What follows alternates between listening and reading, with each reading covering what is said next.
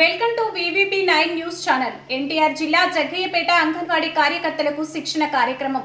స్థానిక బాలికోన్నత పాఠశాలలో అంగన్వాడీ కార్యకర్తలకు పోషణ్ బి పడాయి బి శిక్షణ కార్యక్రమం ICDS CDPO లక్ష్మీ భార్గవి ఆధ్వర్యంలో జరుగుతున్నాయి. 3 రోజుల శిక్షణలో భాగంగా శుక్రవారం జరిగిన రెండవ రోజు కార్యక్రమంలో ICDS సూపర్వైజర్ పి శారద తీవ్ర లోపపోషణకు గురైన పిల్లలను ఏ విధంగా గుర్తించాలి, వారికి ఎటువంటి పోషకాహారం అందించాలి, వారి పట్ల తీసుకోవాల్సిన శ్రద్ధ గురించి వివరించారు. 1000 రోజుల సంరక్షణ తల్లిపాలు ఇవ్వడం వల్లనే కలిగే ప్రయోజనాలు, వైవిధ్యమైన ఆహార ప్రాముఖ్యత, వ్యక్తిగత పరిశుభ్రత మరియు పారిశుద్ధ్యం గురించి తెలియజేశారు. గరికపాడు కృషి విజ్ఞాన కేంద్రం సైంటిస్టు ప్రభావతి పాల్గొని సంపూర్ణ పోషకాహారం, చిరుధాన్యాల ప్రాముఖ్యత గురించి వివరించారు. Tata trust program associate Madhuri 6 సంవత్సరాలలోపు చిన్నారుల్లో లోపపోషణ గుర్తింపుపై అవగాహన కల్పించారు. ఈ శిక్షణ కార్యక్రమంలో పట్టణంలోని అంగన్వాడీ కార్యకర్తలు పాల్గొన్నారు. మీకు జాబ్ వచ్చి 20 years అయిందా, 15 years అయిందా, 15 years నుండి మీ మైండ్లో ఫిక్స్ అయిపోయి ఉండాలి కదా. మరి ఎందుకు చెప్పలేకపోతున్నారు? ఏమైంది మీకు చెప్పండి, ఎందుకు చెప్పలేకపోతున్నారు? అది ఎందుకు మీ మైండ్లో లేదు? మీరే కదా సేవలు అందిస్తున్నారు.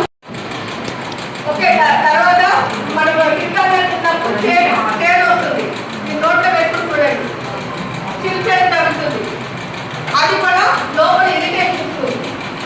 సో అదంతా పోవాలి, కలుపుకోవాలి అంటే మీరు 6 గంటలతో పాటు నానబెట్టుకొని ఇంకా బాగా దాంట్లో ఉన్నటువంటి ఏవైతే మినరల్స్ వైటమిన్స్ ఉన్నాయో అవన్నీ బాడీలోకి తొందరగా చేయాలంటే కొంచెం జర్మినేట్ చేయించాలి, అంటే మొలకెట్టించాలి.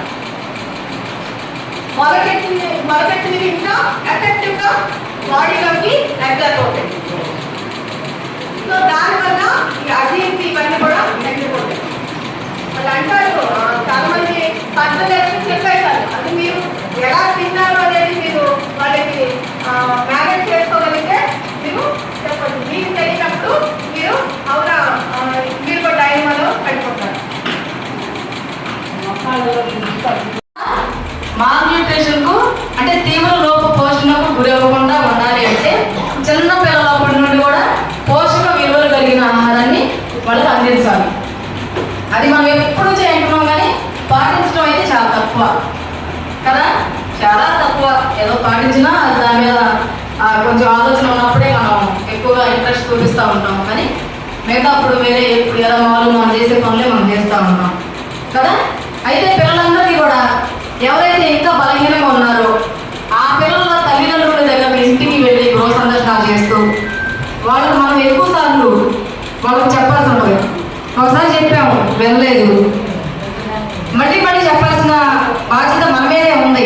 వాళ్ళు నార్మల్గా వచ్చే వరకు వాళ్ళు తీవ్ర లోప పోషణకు అంటే పోషక విలువలు కలిగిన ఆహారం తీసుకోవాలి.